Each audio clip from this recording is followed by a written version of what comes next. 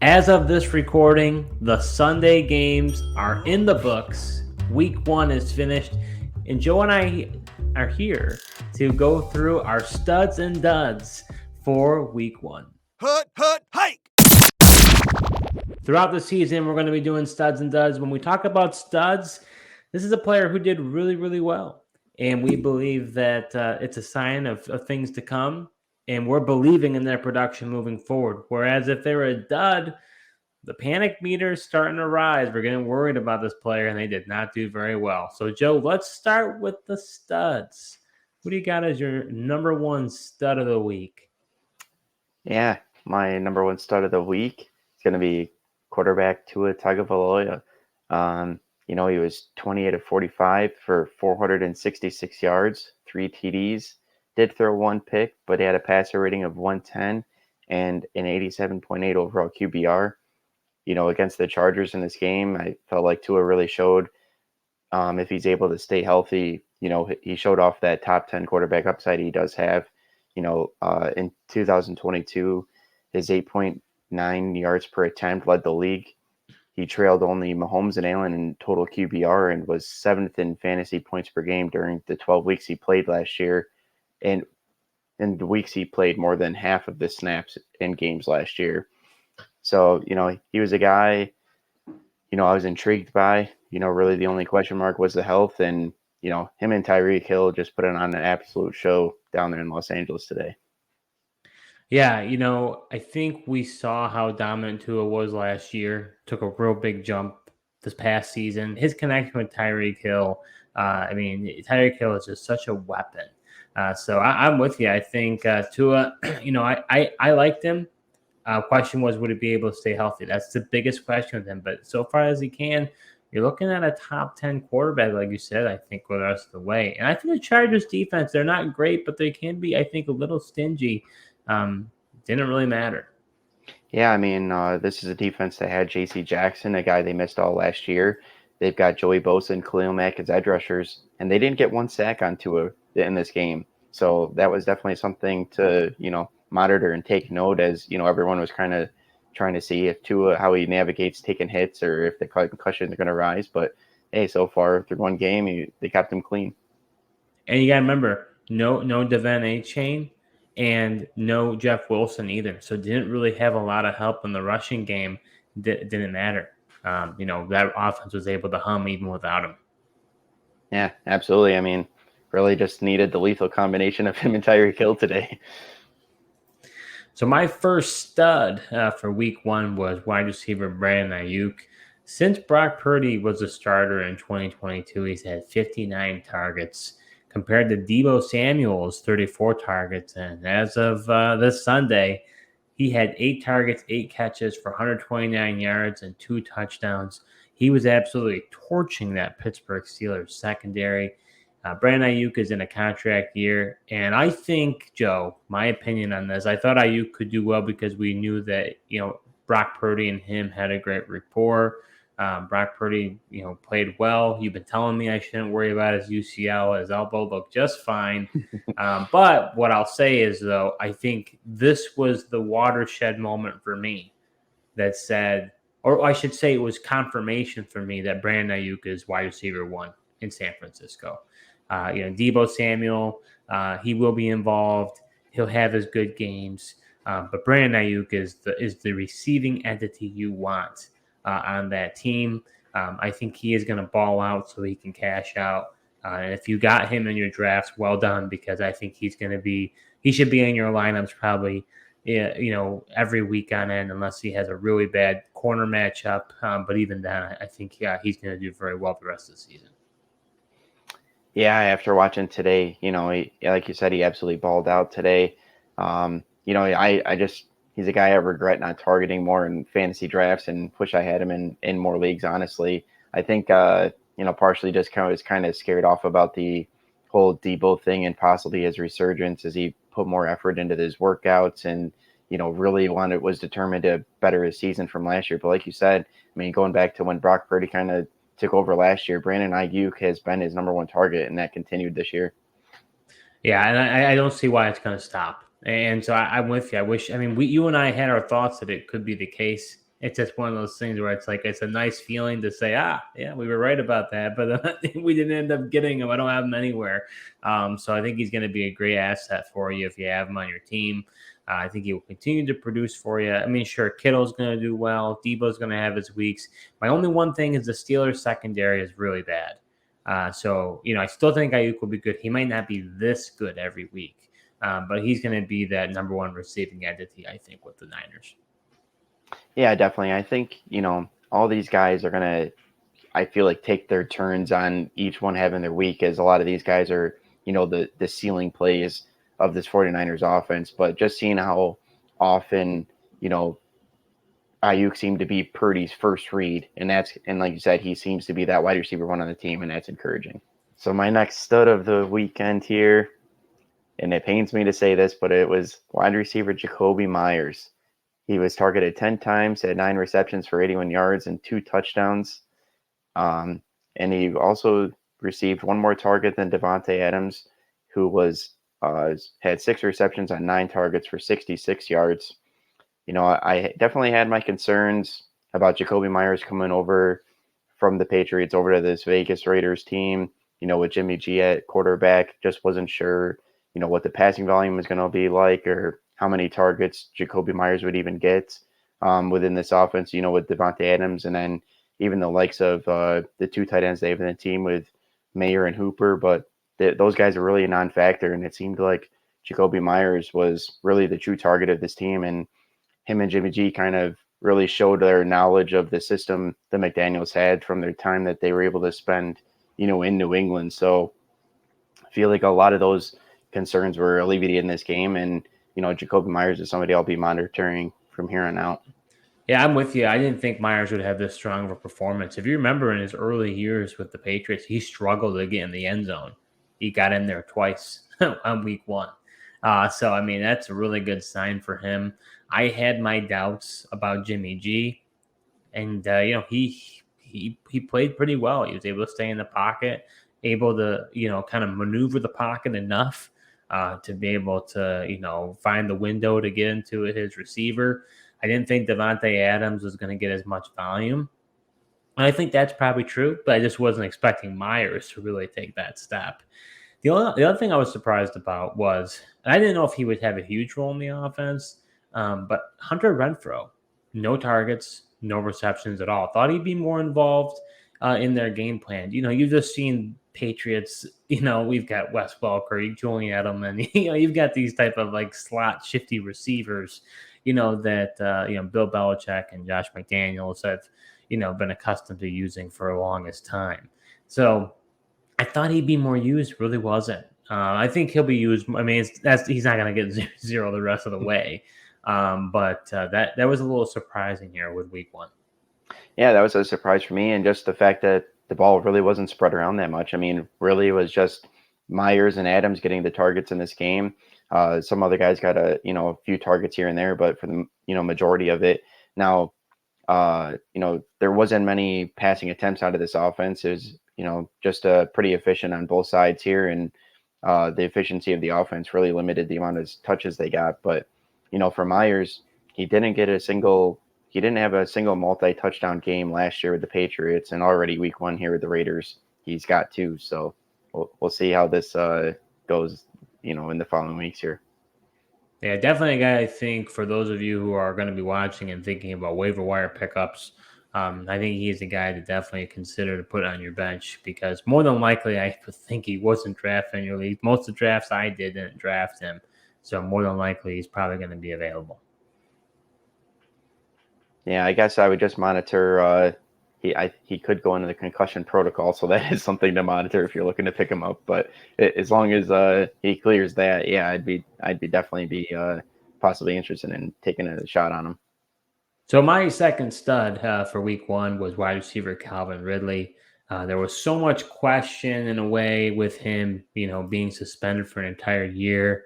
Now coming into a new offense with Jacksonville, how was he going to acclimate? Was he going to get right back up to game speed? And boy, he didn't miss a beat from where he left off. And honestly, even if you remember in Atlanta that one year where he stepped away. Even then, he wasn't really himself. I really felt like he was himself today.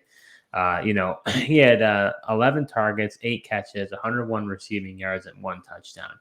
And the thing I really was concerned about him as far as his usage and volume was Christian Kirk had a resurgent year last year, really of a breakout. He did really, really well. And I just didn't know, how involved was Kirk going to be and could they really share the load or was really going to win it out? Well, Christian Kirk had 3 targets, 1 catch for 9 receiving yards. So Calvin Ridley instantaneously became that number 1 guy for Trevor Lawrence. And so in his first game in Jacksonville, it was the 9th most targets that Ridley has ever received in his entire career. So that's a pretty good start if you think about it. So there are a lot of weapons in Jacksonville. So I kind of curious about where things will go in the future, but my gut tells me but I think he's in for a breakout. I think he could even have a career year, might have his best year ever. I mean, you could argue that Trevor Lawrence might even be a better quarterback than Matt Ryan was. When he had Matt Ryan, he had to share the load with Julio Jones. He's really that number 1 guy there for Jacksonville. Yeah. I mean, this really came at no surprise to me. If you watch the start sit, I had this as the stack of the week here with the matchup they had in the Colts, and really just was trusting what I saw in preseason and how the trust factor that Lawrence had with Ridley and just how he already had that rapport with him, so quickly in the preseason. It's really just carried into the regular season. So, I don't really expect much to change. Let's not talk about my stack of the week. We're just gonna brush right past that. I mean the true stack of the week is definitely Tua and Tyreek Hill this week, but I think in second, it's probably Lawrence and Ridley. That connection was, pretty electric. Absolutely.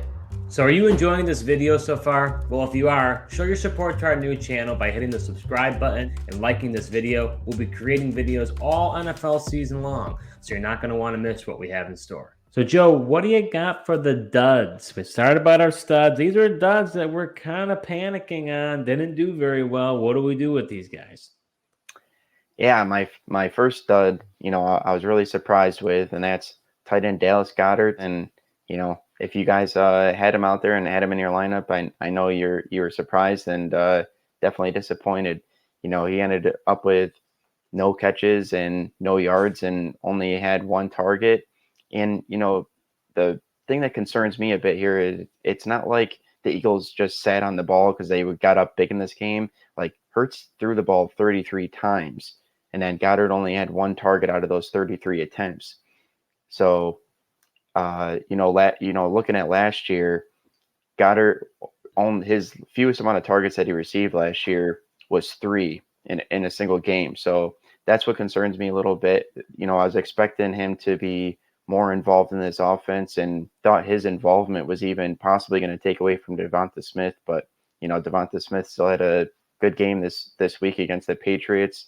Hopefully this isn't, hopefully, Goddard can rebound in the weeks to come here, but definitely concerning for week 1. Yeah, no, I agree. And the thing with this the whole tight end group, honestly, is just bananas right now. Yeah. Kelsey injured, Andrews injured, Goddard not showing up, like Hawkinson didn't really have that good of a day. I mean, all the tight ends, from what I can, remember for the day, didn't really impress. But when it comes to Goddard, he's so reliant on that yards after catch. He's so good at it. But if he doesn't get it makes me kind of concerned because can he continue to do it? He just didn't get the volume, and with the Patriots linebacker group, it's pretty suspect. So I would have thought that they could have really taken advantage of the seam, and they didn't. So Goddard's not a guy I targeted very much, just because based on the price point, he just was in that mix that for me, I wasn't interested in him. I think this is more of an anomaly. I think he'll be more involved. Because I do think you have to take this with a grain of salt sometimes. You got like, whoa, what about Joe Burrow? Well, but Joe Burrow had a horrible week 1 against the Steelers last year and then just torched the rest of the year. So it's like, I think there's some duds that we have to take into account that it's like, okay, this is a red flag. Like Najee last year, that was a red flag. But there are other ones that's like, okay, it's just a blip on the radar, and then we move forward. Yeah, yeah, definitely. I mean, this definitely could be the case. But just like you said, where people were taking him. Most people consider him a top five tight end, and for him just to get you a goose egg and only have the one target, you know, Yeah. you don't. Chigakonko also was kind of in the same boat there, but he's a late tight end target. But when you got to take a guy in the top five, you're at least expecting something out of him and not a goose egg. Maybe Dalton Kincaid will be a top tight end, Joe. Who knows, man? We'll see tomorrow night. Yeah. So as for my dud, number one here is running back Cam Akers. This is a guy I had my doubts and concerns from the beginning. Entering into the season, he's a running back who had to recover from an Achilles injury. We were just talking about it, Joe. Achilles injuries are just brutal for running backs. He had 22 carries for 29 yards. One rushing touchdown was no targets. I mean, that's extremely inefficient. I thought that Zach Evans was going to be the guy who eventually was going to take over that role, but he's still recovering himself.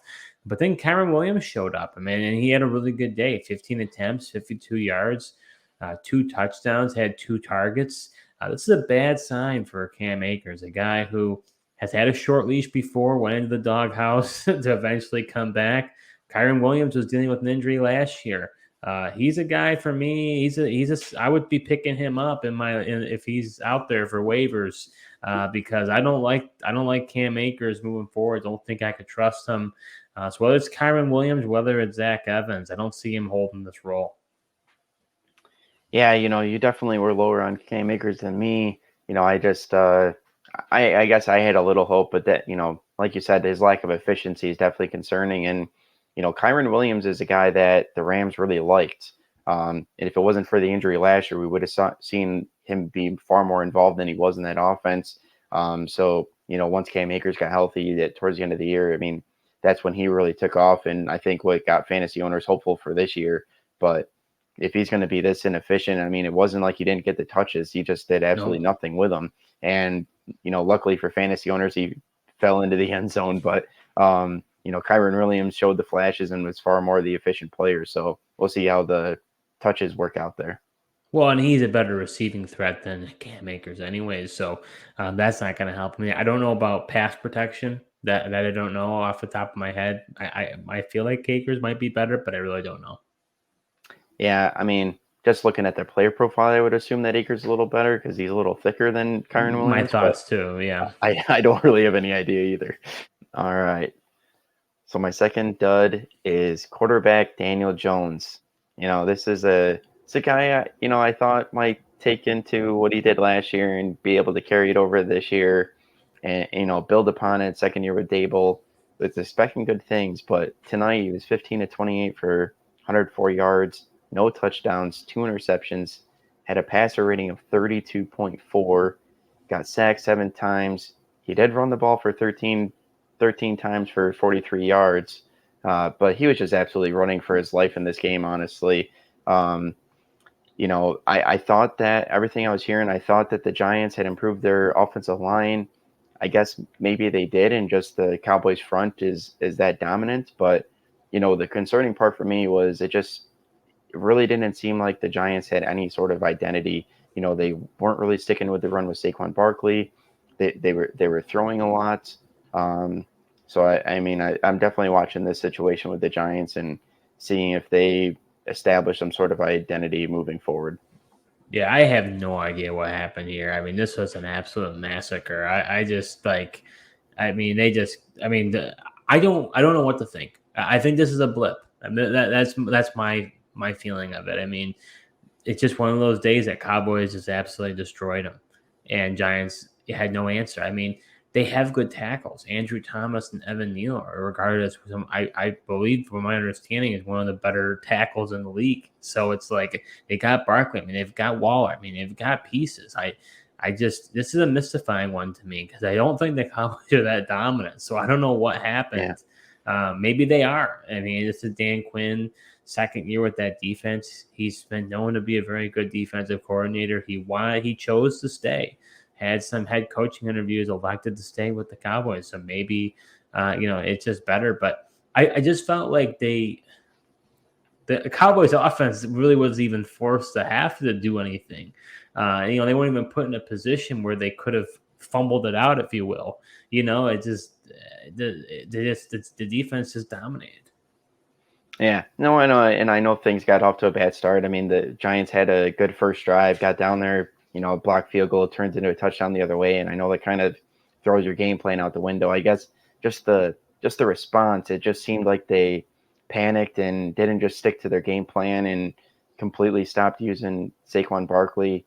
That's what makes me nervous. I just didn't see the identity of the team, and like you said, their tackles are supposed to be good. Thought the offensive line was going to be there for Daniel Jones, but just wasn't there tonight. Well, one thing you do have to consider, and I think this is where maybe I'm with you, is Daniel Jones has been playing in the league for a while now, but this was his first time with Dayball. Now teams have tape on him. Same thing with Geno Smith. Was very surprised by what happened with the Rams. Now they got tape on him.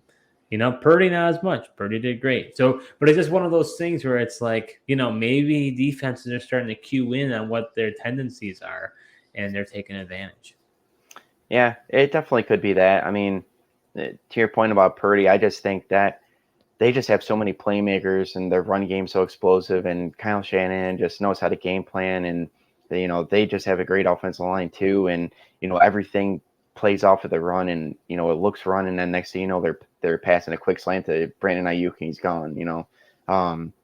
But yeah, I mean, maybe that is the case. I just figured second year with Dayball, was expecting a decent jump for Daniel Jones, and it could be, who knows, this could just be the Joe Burrow week 1 game of last year, but just definitely was concerning to see just how they just got dominated. I was expecting a competitive game and actually like the Giants in this game tonight, and then anything but. No doubt. No, I agree. It definitely was concerning.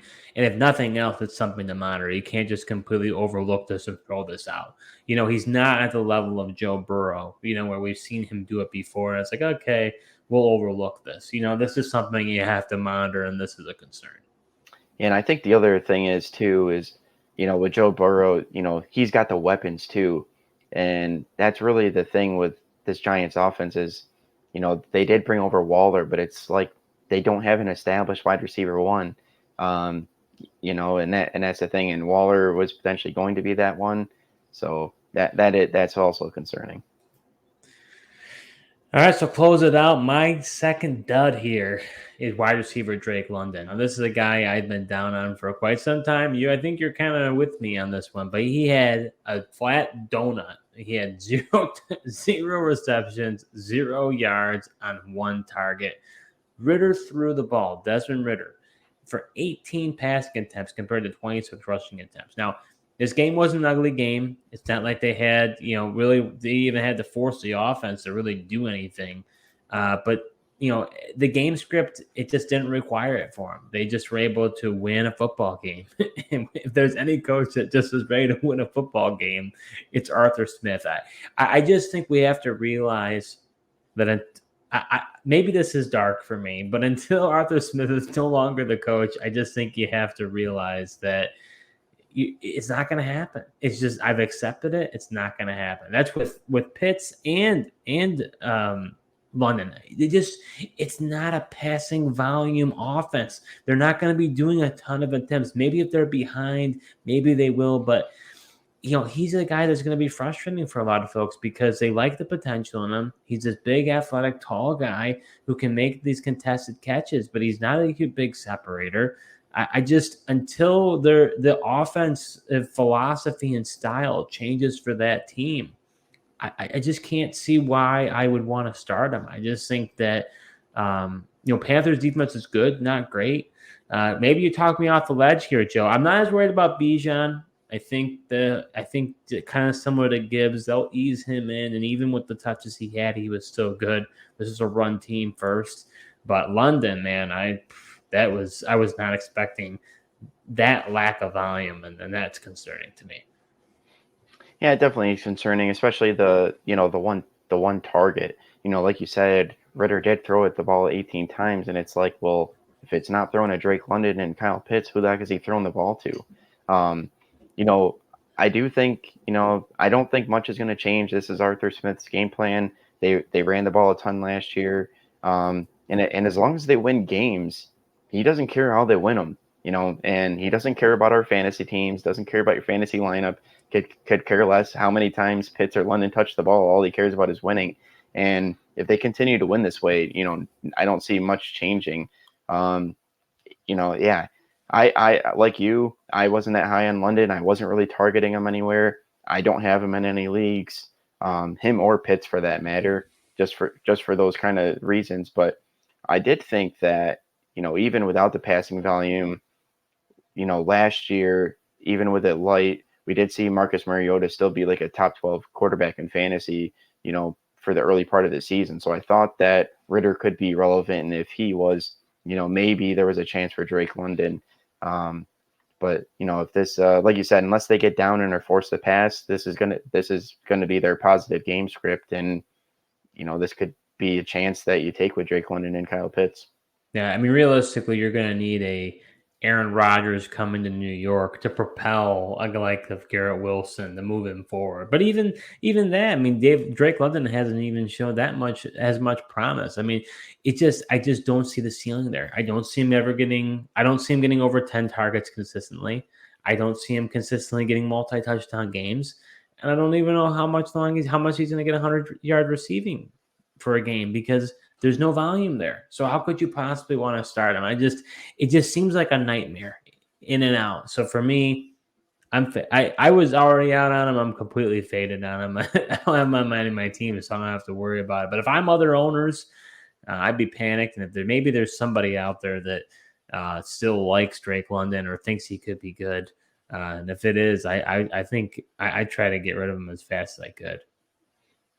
Yeah, I mean, I think if if you do believe in Drake London, I think you could just, I'd bench him at this point and just do the wait and see approach, see if anything does change, or, maybe there's a light bulb. I mean, like you said, this was just a pretty messy game, but honestly, that's what the Falcons do. That's what they did last year. They just muddy these games up, keep their run game going. They're a pretty physical team on offense and defense, and win these close games.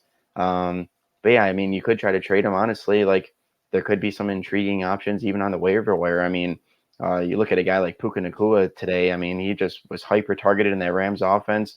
Nobody really knows how long it's going to take for Cooper Kupp to return from that hamstring. He is 30. Could take a little longer. So I don't know. You definitely could move off him. Yeah, I mean, I think it's one of those things people might think we're nuts on this one, but it's just one of those things where it's like there's some unknown there. We could be wrong. He could bounce back. He could continue to do well, but I don't think he will. So you still have that window of like, but if you wait till week 4, week 5, and he still hasn't done anything, he's getting dropped. Nobody's gonna want him. Or you could try to trade him. You're not gonna get a lot for him, at least in redraft leagues. Dynasty league is a completely different story. But I think it's just one of those things where it's like you could hold on him. I agree. You could bench him. I just don't see it for him. I really don't. Yeah. I mean, I don't really see it either unless they get down and behind and they're forced to pass. But even then, I mean, we haven't really seen like how good of a passer, and we don't really know how good of a passer Ritter really is either. So even if the passing volume does increase, does that even mean like how good are the quality of targets, and does it really mean more touches for these guys? So that does it for Joe and I's studs and duds for week 1. We'll be doing studs and duds every Monday for the rest of the season, so you're not going to want to miss out on that. Thank you so much for watching, and until next time.